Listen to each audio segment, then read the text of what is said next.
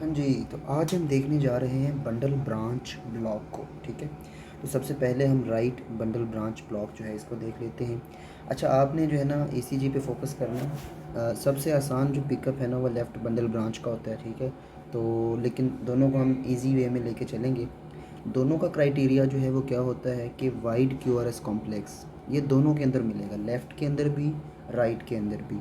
और उसकी रीज़न मैं आगे बताता हूँ आपको, ठीक है। राइट बंडल ब्रांच के अंदर स्पेसिफिकली ये V1 जो है ना आपने याद रखना है, हमने दो लीड्स चेक करनी है बंडल ब्रांच ब्लॉक के अंदर। हमेशा आपने V1 और V6 इन दो पे फोकस करना है, आपका काम हो जाएगा, ठीक है। अब एक जो चीज़ें कॉमन है, वाइड क्यूआरएस कॉम्प्लेक्स दोनों में होगा। राइट बंडल ब्रांच ब्लॉक के अंदर आपको राइट एक्सिस डेविएशन मिलेगा, लेफ़्ट बंडल ब्रांच ब्लॉक के अंदर आपको लेफ़्ट एक्सिस डेविएशन मिलेगा। ठीक हो गया। ये दो बातें तो आपको याद हो जानी चाहिए। फिर आपने याद रखना है right bundle branch block, left bundle branch block. अब दोनों के अंदर V1 का पैटर्न क्या होगा? अगर आप V1 के अंदर देखेंगे तो राइट बंडल ब्रांच के अंदर आपको R वेव प्रोमिनेंट मिलेगी V1 के अंदर, ठीक है। V1 के अंदर R वेव का प्रोमिनेंट मिलेगी जब आपको राइट बंडल ब्रांच ब्लॉक होगा, ठीक है। और अगर आपको लेफ़्ट बंडल ब्रांच ब्लॉक होगा तो R की बजाय आपको कौन सी वेव जो है प्रोमिनेंट मिलेगी V1 के अंदर? S wave. दो ही वेव्स होती हैं, या S वेव होती है या R वेव होती है, ठीक है। तो अगर आपको R वेव प्रोमिनेंट मिल रही है तो that is the right bundle branch block. अगर आपको S वेव मिल गई है तो वो लेफ़्ट बंडल ब्रांच ब्लॉक होता है। अब अगली बात आपको याद करवा देता हूँ। दो चीज़ें आपने याद रखनी है। एक हमने कहा प्रोमिनेंट वेव होगी कोई, या आर या एस। दूसरी क्लमजी वेव होगी, क्लमजी वेव, ठीक है। तो अगर आर वेव जो है वो प्रोमिनेंट होगी तो एस क्लमजी होगी, अगर एस क्लमजी होगी तो आर प्रोमिनेंट होगी। प्रोमिनेंट में अगर एस आ जाती है तो क्लमजी कौन होगी? आर। अगर प्रोमिनेंट जो है वो आपकी आर है तो क्लमजी कौन होगी? एस वेव, ठीक है। अब ये कुछ मैंने जुगाड़ आपको बता दिए हैं। अब मैं आपको ले चलता हूँ असल मुद्दे की तरफ कि आपने इसको आइडेंटिफाई करना है, लेकिन उससे पहले मैं आपको ज़रा एक बात और समझा दूँ। अब सपोज़ करें राइट बंडल ब्रांच जो है वो ब्लॉक होगी आपकी, तो एक्शन पोटेंशियल आएगा, डिपोलराइजेशन होगी, तो क्या होगा? जो एक्शन पोटेंशियल है वो आपकी लेफ़्ट साइड पे पहले जो है वो चला जाएगा, ये सारा डिपोलराइज हो जाएगा। ये एरिया डिपोलराइज होगा, ये एरिया जो है वो वेंट्रिकुलर मस्कुलेचर की वजह से डिपोलराइज होगा, तो उसकी कंडक्शन तो बहुत स्लो है, तो ये आहिस्ता आहिस्ता जो है ना डिपोलराइज होना शुरू होगा। अब इससे होगा क्या?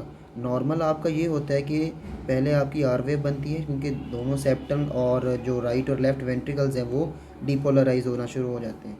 देन आपकी एस वेव बनती है और फिर आपका ये जो है थर्ड फेज़ के अंदर ये एस टी सेगमेंट आ जाता है। अब होगा क्या इसमें? जब आपका राइट बंडल ब्रांच जो है वो ब्लॉक हो जाएगा तो लेफ़्ट वेंट्रिकल जो है वो डिपोलराइज होता रहेगा, ठीक है। होगा क्या कि राइट वेंट्रिकल चूँकि बाद में स्लोली डिपोलराइज हो रहा था तो इसकी वेव आपको बाद में भी नज़र आएगी। तो ये जो पैटर्न आपको नज़र आएगा, अगर आप इसको गौर करें तो ये एक एम पैटर्न बन जाता है, ठीक है। एम पैटर्न बनेगा, या इसको क्या कहते हैं, ये आपकी आर वेव है, ये एस वेव है। ये जो वेव दोबारा आती है इसको आर प्राइम का नाम दे देते हैं, और याद रखें R prime is always greater than the R, ठीक है। इसी वजह से हम कहते हैं कि आर वेव जो है वो क्या होती है? प्रोमिनेंट होती है किसके अंदर? राइट बंडल ब्रांच के ब्लॉक के अंदर, ठीक है।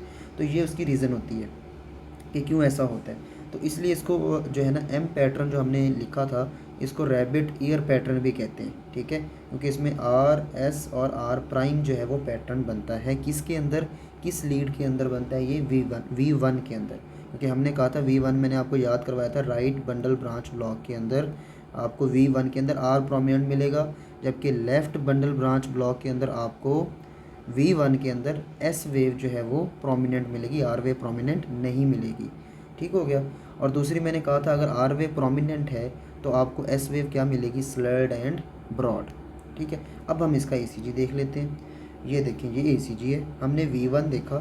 V1 के अंदर ये हमारा जो है ये छोटी सी आर वेव है, आपको पता है आर वेव बड़ी छोटी होती है, ठीक है। आर वेव है, ये छोटी सी प्रोजेक्शन है, देन एस वेव है, और फिर ये दोबारा जो है वो आर प्राइम है, ठीक है। तो ये आप इस पैटर्न को जब देखते हैं तो आपको अंदाज़ा होता है कि भाई इसके कोई राइट बंडल ब्रांच में इशू हो सकता है।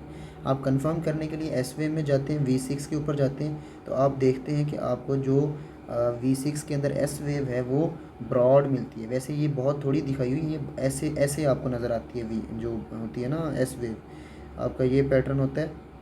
और ये एस वेव ऐसे आपको बड़ा प्रोमिनेंट जो है ना ECG पेशेंट्स के अंदर आपको मिल रही होती है।